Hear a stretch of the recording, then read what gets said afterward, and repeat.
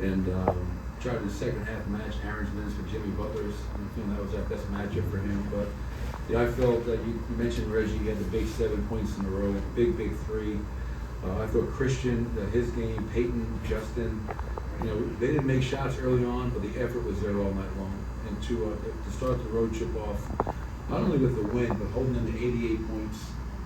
I think it was 42 from the field, only 23 from the three-point line. There was this tremendous defensive effort for 4 quarters, and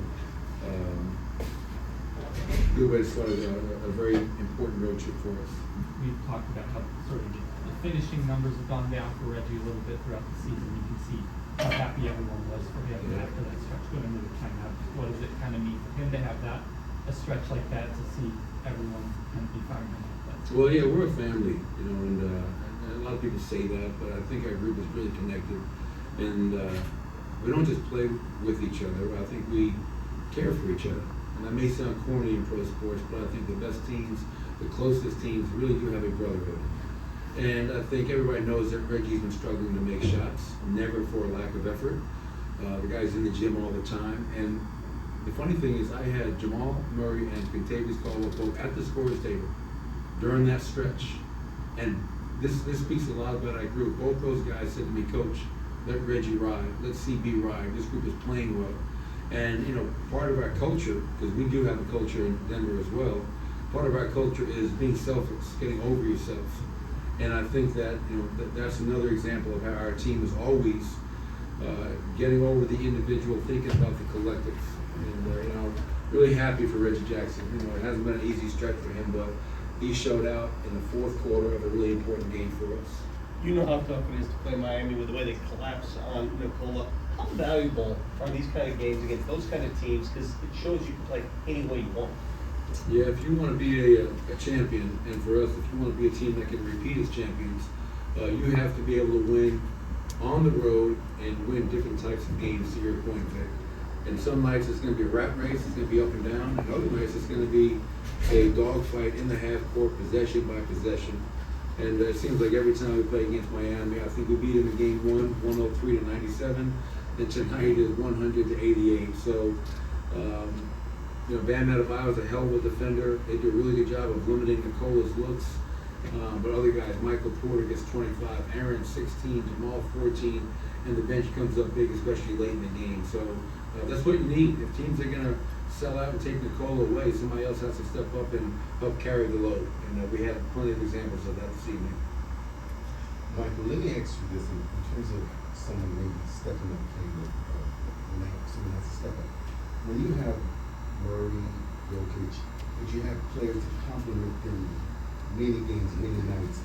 For you as a coach, what stands out to you when Porter can step up? And like you said, Reggie, late in games. What stands out to you when you have so many players to maybe complement them too? Well, if you're going to, especially in the Western Conference, if you're going to be a team that is hoping to have a deep playoff run, you've got to have quality depth. You're never going to win with just one player. We won a championship last year because, yes, Nicole was a great player, finals MVP. Jamal Murray was just superhuman during the playoffs last year. And every other player, from KCP to Aaron to Michael, Bruce Brown, Jeff Green last year, they all stepped up and they did the best version of themselves in their respective roles. And good teams have that. You look across the NBA, one guy may not have a night, he could be out. Other players step up. And I think the biggest thing for us is that all of our players trust in each other. And it's fun to watch, and it's a great team to coach in that regard. Coach, I was wondering if you've already answered it, I'm sorry, but the little 5-point push right at the end of the third quarter, how important was that? It was, because now we're going to the fourth quarter up 1. The third quarter wasn't our best quarter. They came out very aggressive, and we weren't playing our best basketball by any means, Chris, as you could see, but to have the group that closed there kind of close that quarter with a little bit of a push, give us a little bit of momentum. And now you look up on the scoreboard, I know it's only 1 point, but we're still up. And to say, we just played probably one of our worst quarter of the game, we're still up by 1 point on the road against a very good team. Let's get off to a good start in the fourth quarter. So I agree. I think how you close quarters is really important, and it gave us some momentum going into the final stanza. Coach, it was a pretty back and forth game there, and then you guys managed to outscore them by 11 in the fourth quarter. What do you think was the biggest difference as to how you guys were able to do that? Well, I think will always start with our defense. I mean, to hold them to 17 points in the fourth quarter on 33% from the field. Something we always talk about is that your fourth quarter's got to be your best quarter. It's closing time. And last year we were third in clutch defense. This year we're first in clutch defense. So when the game is hanging in the balance, we have great confidence that we can get timely stops, timely rebounds, and to keep teams at bay. They kept on coming at us, but with the group we had out there, Reggie, CB, I think Michael, Aaron, and Nicola, they just did a great job of executing, working the clock, making big baskets, and then getting the really important stop on the other end, where I didn't even have to get Jamal back into it very late and get KCP back in at all. So it just speaks to us understanding what time it is in the game, and you're only going to be able to win the game if your defense steps up to an even higher level. Good coach. Good coaches are like father figures to players. What did it mean for you? The bench had 6 points, I think, at halftime. They had a 5-minute stretch where I think they're 8 of 10. They go for 18 points. And it's guys that have had some confidence at you. Reg, CB, Peyton. What is that? How does that make you feel? Kind of that father figure, not just a coach of those guys. Well, yeah, I mean, you love each of the 18 players. I mean, I do. And when you look at what Reggie's gone through as of late, I know that he is a better player than he's played as of late. And for him to stick with it, and I just gave him a hug and said, I was so proud of you. And he said, well, Coach, thank you for sticking with me. Well, that's what it is. Even in the first half, I think Peyton Watson, he was 0 for 3, his first 3 shots. So the next time out, going into the second quarter, I just tapped him on the leg. Hey, great look right there in the corner. Keep shooting the ball. Stay aggressive.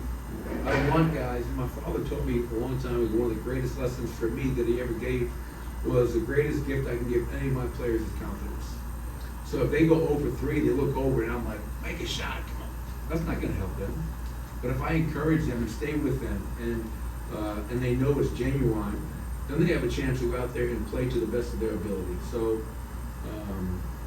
yeah, I got 18 boys and 2 daughters. Sorry, Scott. because you mentioned it pregame, sort of like even going back to the film session last year in the final, how you sort of threw it to the players and let them evaluate themselves on those clips. What is sort of your general approach to film sessions? Do you is it generally a little bit more you speaking to them, or what is kind of the standard for those for doing this? Yeah, I mean there'll be a lot of times where myself or David Adelman or Ryan Saunders will present film to our group, and it'll be one of us kind of leading the session. But I like interactive film sessions. I don't believe in just watching a film session and having me speak the whole time. And I learned from Jeff Van Gundy, who learned from Pat Riley, asking your players questions, quizzing your players. What does that show you? You want to keep them on their toes. Are they paying attention? Do they know what they should know? And 2, it shows me this. Have I done my job? If they don't know the answers, I failed as a coach. So quizzing guys and having interactive film sessions has always been beneficial for us. And then sometimes, our players have to take ownership. This is their team. And one great way of taking ownership is, speaking up in a film session. And I'll ask somebody to tell me about this clip. They're not even in the game. I want you to tell me what's wrong or what's right with this clip, because we're just trying to get our guys to communicate on the court. We also got to get them to talk to each other off the court. Coach, I know you said that health was the number 1 priority going down the stretch and into the playoffs. But how nice is it to ascend to sole possession of first place in the West? Yeah, it's great. It's I hope people understand when I say health is paramount. I've never once said we don't want the number 1 seed. We will surely take it. It was great to us last year. And that allowed us to have home court advantage to the entirety of the playoffs, which helped us win the first championship in Nuggets history. So the fact that, with 16 games to go, we currently sit at 1 in the West is great. But at the same time, we know we have plenty of work to do, and the margin of error in the Western Conference between us and OKC and Minnesota and the Clippers and New Orleans, who's playing lights out right now. You have a little bit of a dip, and look around, and next thing you know, you're not in first place. So it is nice, we'll take it. We have a lot of work in front of us, Chris, but really the health, like for Jamal to only play 31 minutes tonight, only, that's great. For KCP to only play 24 minutes tonight, that is great. Somehow, some way, I gotta get Nicola's minutes down, but that's probably not gonna happen until the season's over. Thank you. Appreciate it.